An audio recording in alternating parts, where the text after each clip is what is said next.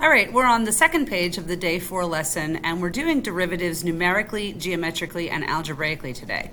Page 1 was derivatives numerically when we had a table of values and we had to estimate the the instantaneous derivative using proxies for it from average rates of change from the table.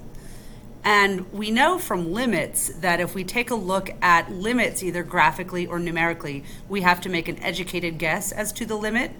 Well, it's the same thing with the derivative. When we take the derivative numerically or graphically, we are estimating the derivative. The only way to get the actual derivative is to use algebra.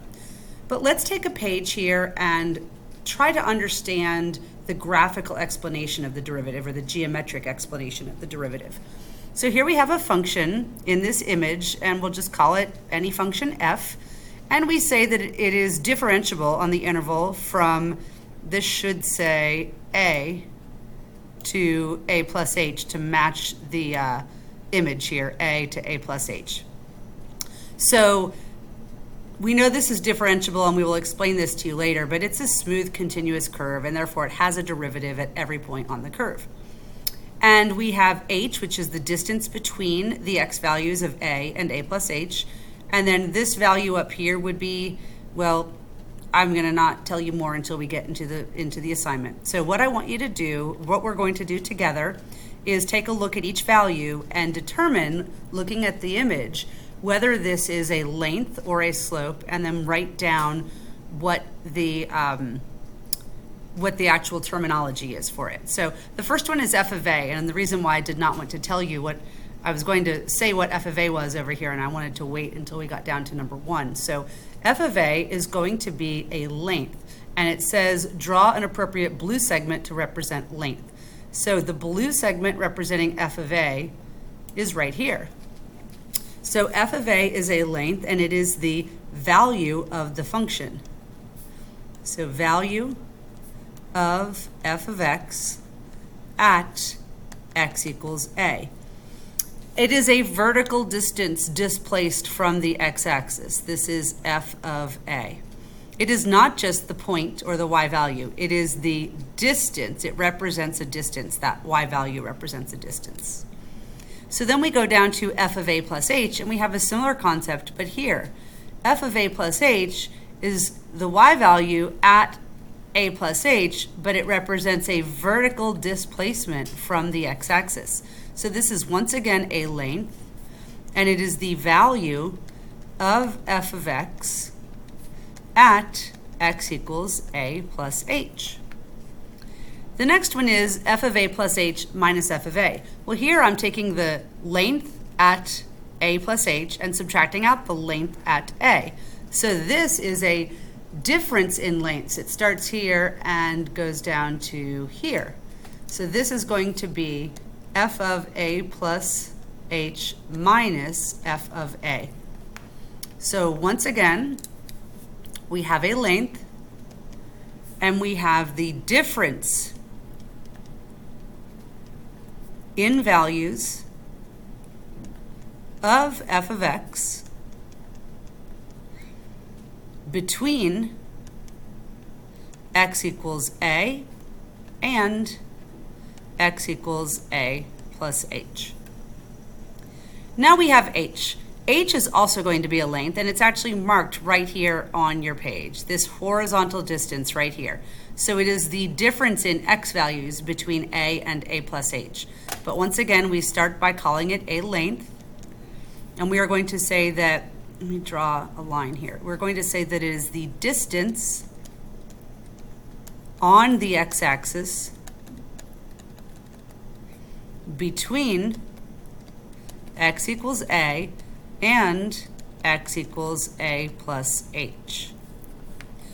Now we're going to move on to 5, 6, and 7, which are no longer lengths, and so since they are going to be slopes, we will change over to red. The first one is f of a plus h minus f of a all over h. It might help you to think of this as a plus h minus a, which of course will simplify to just being an h in the denominator because a minus a will zero out. So this is really just a slope formula that connects the points a f of a and a plus h f of a plus h. So let me get my linear function out here, and we will, let's see if I can do this. I want to put in a line. It does not want me to, so I guess I'm just going to do it by hand. This line has a slope that is equal to number 5 on your paper. I'll just write it in here as number 5. It is the slope of the secant line connecting the points a f of a, which is right here, and a plus h f of a plus h, which is here. So go down to our table and we'll write that we have a slope, and we say that it is the average rate of change of f on the interval a to a plus h.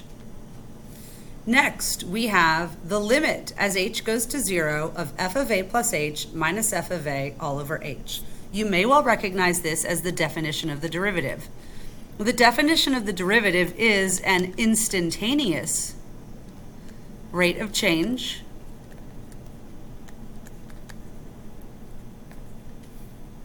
of the function f at the point where x equals a. So going back up to my grid, I'm going to actually erase a lot of what I had, so I have lots of space to write now. And we're talking about the slope of the tangent line to the function at x equals a. So if I drew a tangent line right here,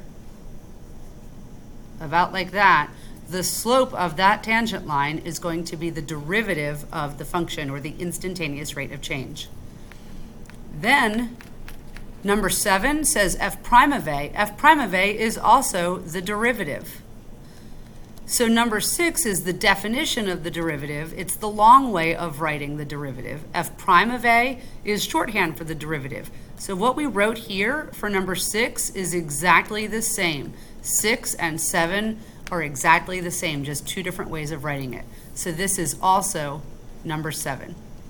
And before we move on to the next page, I want to show you the Geometer Sketchpad file that we pulled for you. Let me see if I can increase the screen or move the screen. Okay, this will work. So what we have here is a function with this point. We have the function f. I can put in the tangent segment at P. There's the tangent line. And then I can put in the point x and x plus h.